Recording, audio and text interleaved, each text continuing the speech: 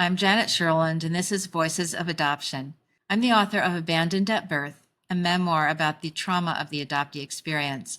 I'm talking with experts and other adoptees about the ways in which adoption shapes our lives and the misconceptions surrounding the adoptee experience. Today, I am talking to Rebecca Wellington, the author of Who is a Worthy Mother? An Intimate History of Adoption, written from the perspective of an adoptee to honor the memory of her older sister and the truth of brave women everywhere. She is an educator and scholar who has taught at the high school, undergraduate, and graduate level in education, history, and curriculum. She holds a doctorate from the University of Washington and currently teaches at the University of Puget Sound School of Education. Before academia, she sailed around the world, earning a U.S. Coast Guard's captain's license and working in outdoor education, teaching kids to sail on the Charles River in Boston and the Puget Sound in Washington. Her research has been published in History of Education Quarterly, American Indian Quarterly, and Pacific Northwest Quarterly.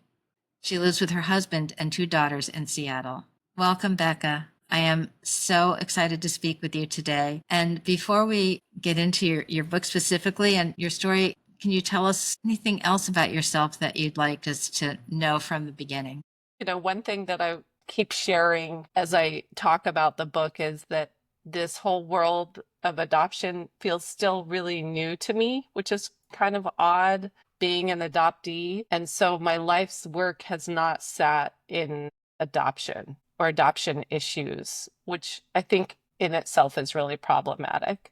Like my life has been about teaching, it's been about educating, supporting teachers, working in schools, and particularly I have a very deep passion for history. And I'm also a mom, which is a huge part of my identity too. I think I just like to share that being this scholar of adoption still feels really new to me. And sometimes I think I have a little bit of imposter syndrome. But then I'm like, oh, but I'm adopted, so it's okay. I can talk about this.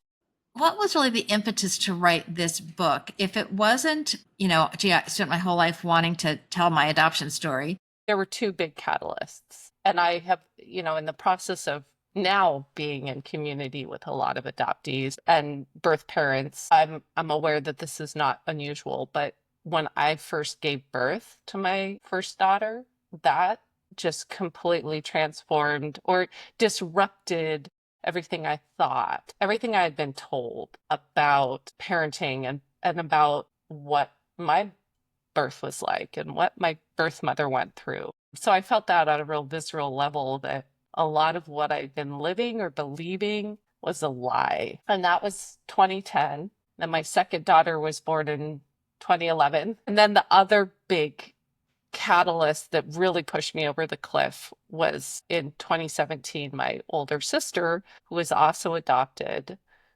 different birth family, she also was a birth mother. She relinquished a child for adoption like in 2003, 2004. So she was adopted and had relinquished a baby. She died in 2017 of a drug overdose. And that, it's very disruptive when somebody so close in your family dies, especially a brutal death, and somebody young. She was 41, it was horrible. And it just upended everything. And I knew I had to get answers.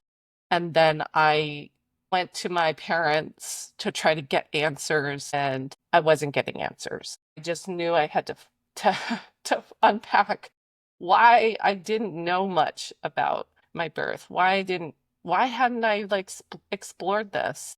And I just knew that so much of the pain my sister went through was rooted in adoption and relinquishment. And I just had to go on this journey for her. No, it's so interesting that as I've been talking to people, especially over the past year, you have a lot of people who don't want to hear the truth about the adoptee experience, especially push back and say, but you've had a great life, or you're such an accomplished person, or all the things they want to say to prove to themselves that adoption doesn't affect the adoptee. And or they say, I know adoptees and they don't want to search, or I know, and I've spoken with adoptees who go, no, I don't want to search, I'm fine. And then some event in life hits, death of adoptive parents, birth of a child, death of a sibling, illness, loss of a job, so many of those major life events, suddenly they are sort of thrown into finding answers and seeking. And I've yet to meet anybody that never wanted to go there, as they say. I often repeat a story of a woman who I met at a book signing, and she talked about her 90, I think, 2-year-old mother who was on her deathbed, who had been adopted, never searched, and on her deathbed took her daughter's hand and said, "Please find our family." I so regret that I didn't. It is such a powerful thing, this need to belong and to know our blood kin and to know where we came from and who we are. And I loved in your introduction, you were talking about, the pyramids and the way that the indigenous person's pyramid of identity was upside down to the, American cultural pyramid of identity, and the beautiful stories you shared in comparing the cultural beliefs and norms. And as an adoptee, so much resonated with me that is not taught or shared or widely believed in our current culture. To me, it was like, oh yeah, now that's an understanding of being human and what identity is and how we learn about ourselves. And our ancestors are important to us, and knowing those stories and seeing people mirror us, all those things. And I'm so glad that you included those in your book as well. It was also interesting to me because as I read your book, and again, I so appreciated your personal stories, sharing the heartbreaking stories of your sister. And then you wove that through with your research and the history and the combination of both things, the data and the facts. But the personal examples of that was so compelling. When you were doing your research, what were some of the early things or the most impactful things to you that you discovered about the history of adoption that just you were really surprised by, or that really suddenly you went, oh, that's why we believe this, and oh my God, that's crazy, I can't believe that's why we believe this? Or were there moments like that? It wasn't moments, it was just constant.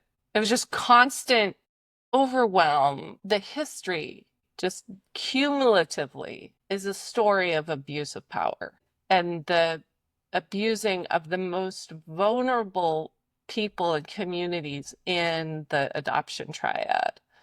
And I was just astounded by the pervasiveness of the abuse. That's what blew me away. And then I was really angry that I didn't know that history because it is my history. But my angle as a historian is to expose the truth, right? To speak truth to power about past histories and stories. Histories are just stories of people. That's all history is, right? So we don't need to get all into the academics of it. Like, history is just stories of humans trying to live on this planet. That's all history is. That was sort of my specialty as a historian, and I didn't know this history. Just like really enraged me. It was hard researching it and hard writing it because it just hit so personal. We don't know it for a reason. The history of adoption is so dark and so deep, and everyone thinks it's lovely and a Hallmark movie. And it certainly is not. Even back in the 70s, when I was in college and beginning to do research and reading on this, the international and interracial adoptions horrified me even more because I knew what I had lost.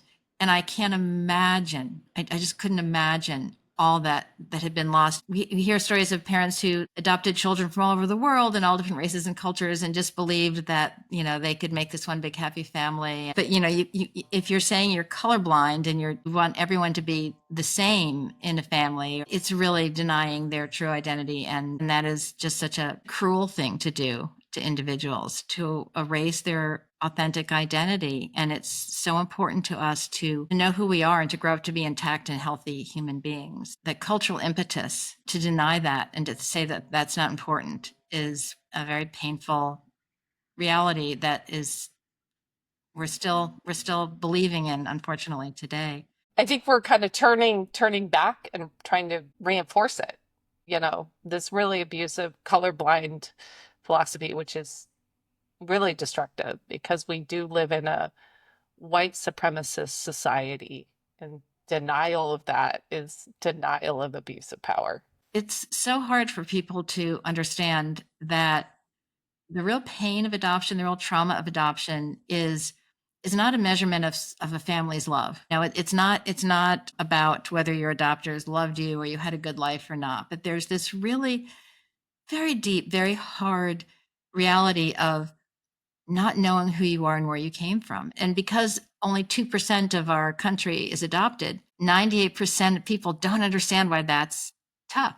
And they want to think that, oh, you can just be adopted into a family of strangers and you're going to be fine. There's really no understanding, and we don't talk about it. We don't talk about how deep and powerful and primal that knowledge of where you are and who you came from is, and how looking at people that look like you or act like you or talk like you, hearing stories of your ancestors is so important to feeling centered and whole in life. Because we don't talk about that too, adoptees don't know.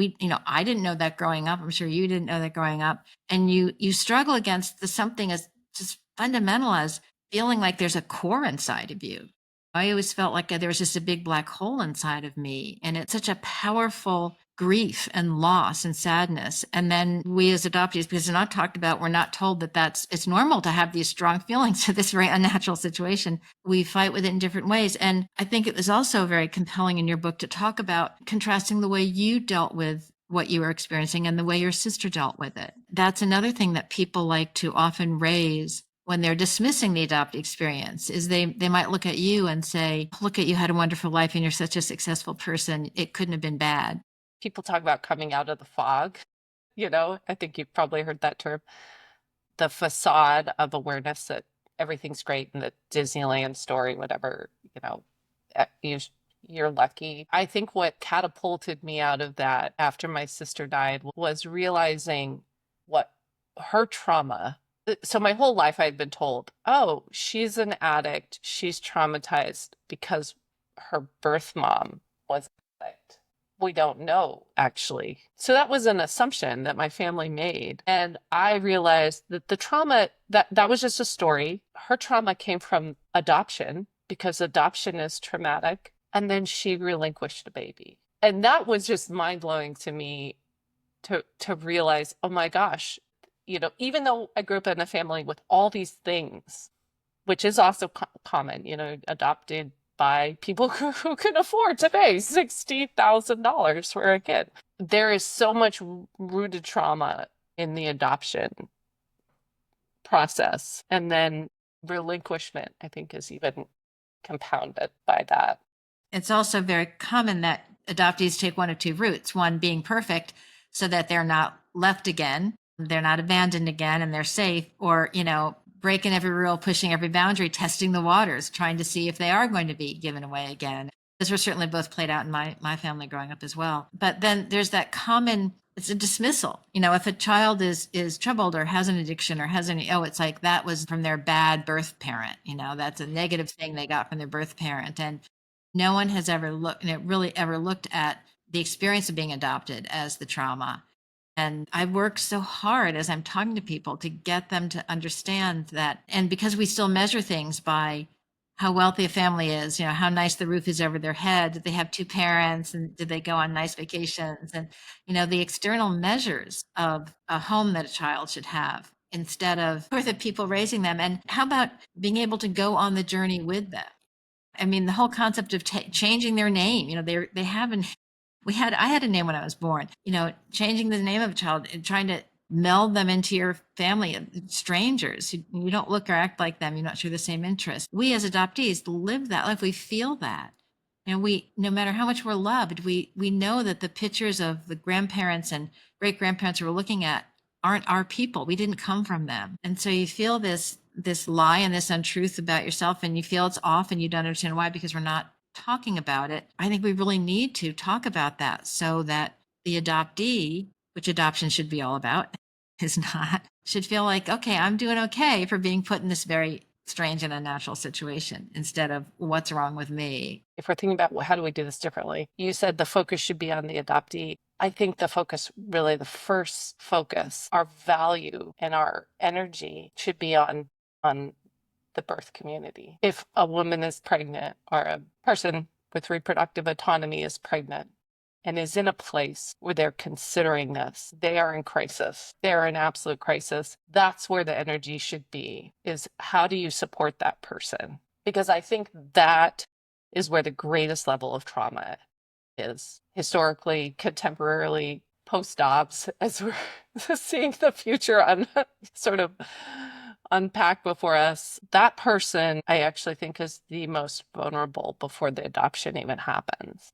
I was shocked to learn, mostly through Gretchen's book, that the tactics that are being used by adoption agencies and other groups that are at their most vulnerable are pinging their phones with messages and the glossy brochures and adoption and the pressure and the stress and just the marketing. It's just the marketing that's going on to these women or being in hospital rooms within 24 hours of a woman giving birth and asking her to sign away pay. I mean, the whole current practice of that was, I was shocked to see the reality of that. And also learn things like adopting parents get like a $17,000 tax credit, but we give nothing to a birth mother. We in no way, shape, or form help them retain their child or help their family retain their child. And that would be in that child's best interest.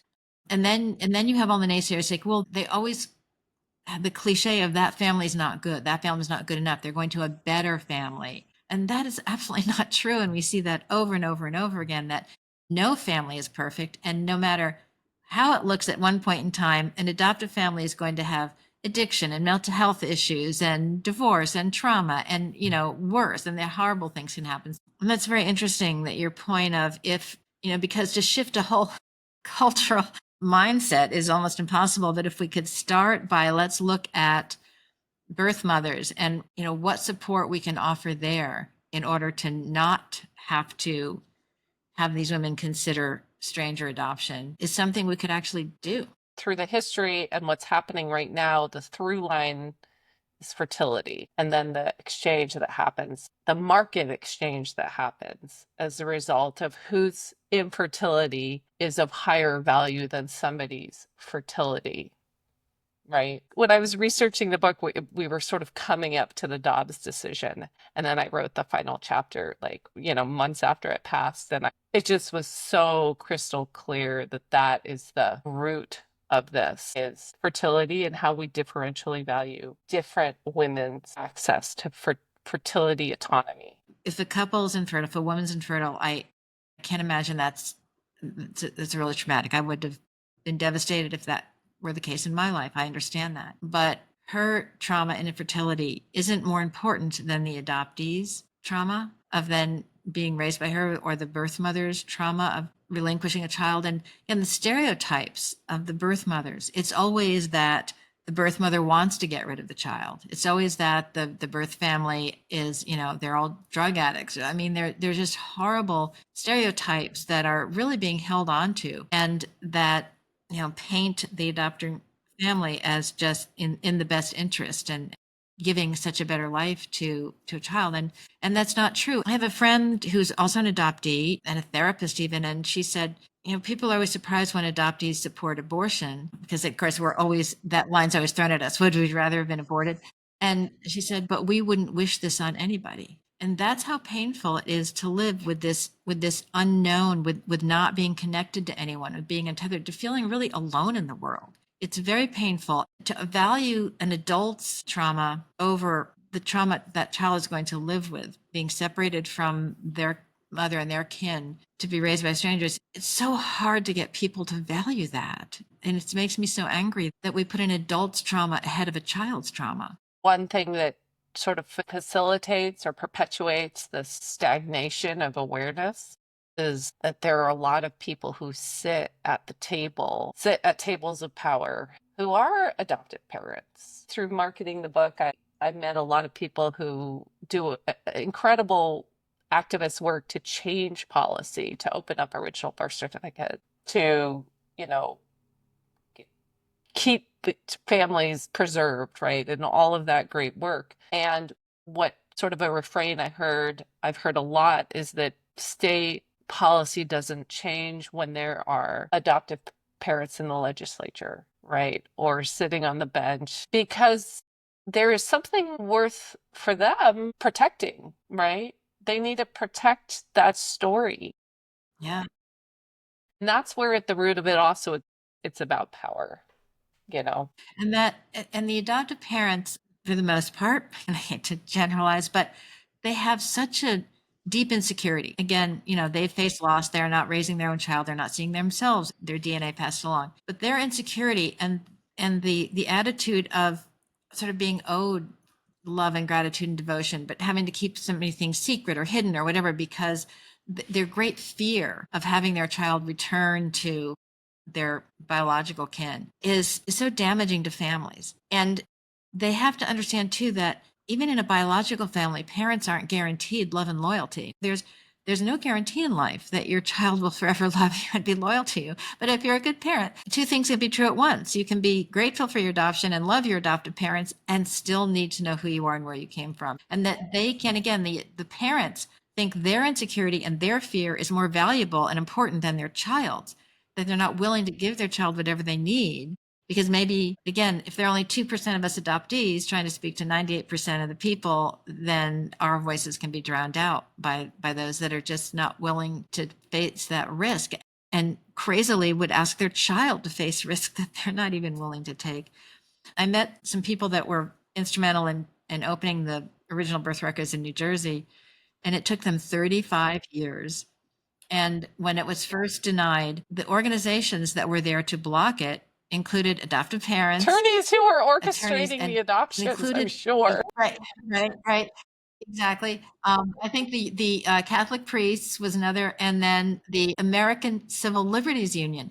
And I'm like, wait, we as infants, our identities are being changed, our backgrounds are being hidden. Whose liberties could be more abused in that moment than the adoptees? And yet they were advocating against opening the adoption records. I was just, that blew my mind. It's very difficult to get the truth out there, and people do not want to hear it.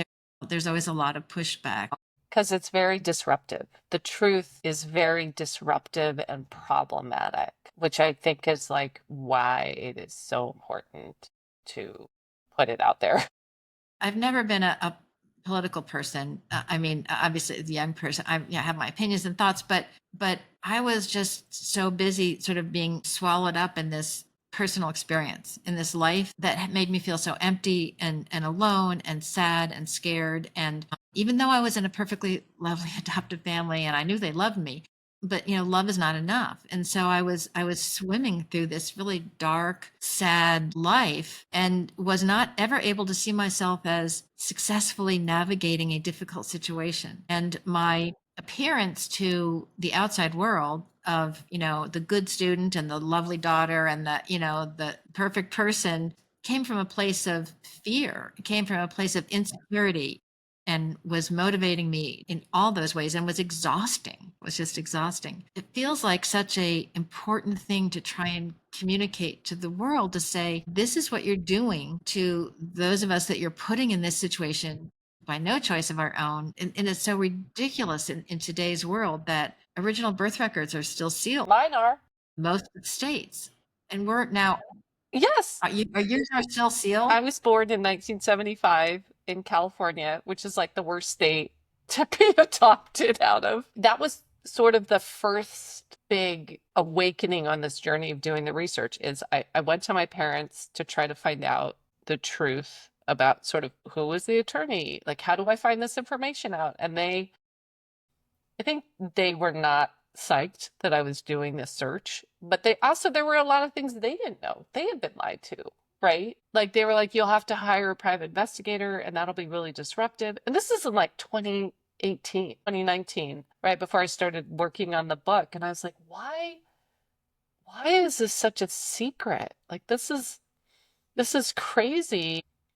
So that was sort of where this historical journey started, is why were states, and every state in the nation at one point had a policy of sealing away original birth certificates. It was marketed as a way of protecting, well, it still is marketed as a way, like probably the ACLU is protecting the birth community, but that's not really the intention. Originally, the intention, and I think this is still the intention, it is to protect the adopting community from the shame of the transaction. That's why. And so on my birth certificate that I have a digital copy of, it says my adoptive parents. And I am now in reunion with my birth mother. And she actually told me that The doctor who's listed as the doctor wasn't even the doctor who delivered me. It's all just a total lie. Nobody who's listed on the birth certificate was actually there when I was born, except for me. I started to do a search after the book came out, and I petitioned LA County Superior Court because I'm still in a place where a, a judge would have to sign off on releasing my certificate, my original birth certificate, and they declined. And then I petitioned the California Department of Social Services. This is like last year. The California Department of Social Services just for non-identifying information. And they declined. And isn't it infuriating that you got people sitting in administrators sitting in an office telling you, the people that have nothing to do with you, don't know you, don't know your rhythm, telling you that you can't Yeah. know who you really are. They're reading the file. I mean, my gosh, it's just incredulous to me that that could happen. And yet somehow you were able to find your mother and be in reunion with her. And And that was because of DNA. That has just blown open all of this. And that's one thing I think it's, problematic in different ways. There's problems with identity protection, and that's kind of a whole nother book. Maria Olson is working on a book about the sort of changes to the landscape because of DNA searching, and like the repercussions from insurance agencies. Like you may not get coverage because pre-existing conditions can be exposed. So there's a lot of problems with selling your DNA. But I just got to a point where I was like, this is the only option I have. Was 49, I'm now 50, and I'm like, the clock is ticking. But yeah, that's how I found them. I got incredible support from a woman named Karen Wyman, who works with Adoption Network Cleveland, which is an amazing organization. She is a search angel and she is an angel. 2 months she found them. That was amazing. they do such great work. I've had the pleasure of speaking with them, and oh my gosh, great organization. It's so interesting 'cause reading your book, like you said, you took us along with your journey from kind of someone who maybe didn't fully believe the impact adoption could have had on you growing up. Also showing us how much you depended on sharing that experience with your sister who was also adopted, and why her death impacted you so much, and losing that one person who shared the experience of adoption with you. But, to go on the journey, like I said, after your daughters were born and your sister died, to understanding yourself and your life, and then going on this academic search and being just so shocked and disturbed by what you were finding out about the reasons for all the secrecy. I was adopted in the 50s, and of course back then it was such a shameful thing, to have had premarital sex and get pregnant in wedlock, and it was just, oh my gosh. And it's different now. There's no longer that stigma to it. We could go back and say all these things are, these political and power things and cultural things are in play back then too, but the shift now, it's different, and there are things that we can certainly do to change. We're no longer in that era of 1950s and 1960s. We should be able to support women who have a child out of marriage and would like to keep and parent that child. So I really appreciate your talking about where the focus should be now, and how we can move forward to make those changes. And we're all saying we need these changes, but it can feel overwhelming to, like, well, how do we do that? What are the first steps? You said that, things are different now than they were in the 1950s. And in many ways they are, but I also want to encourage all of your listeners to listen to the podcast Liberty Lost on Wondery. It will blow your mind. Gretchen Sisson does the final episode and connects her incredible research from Relinquished to the story of this. It's like a serial podcast that follows a woman who was coerced to relinquish a baby in like 2008 through a maternity home set up by Liberty University and Jerry Falwell. And it is unbelievable. This is just in the last 15 years.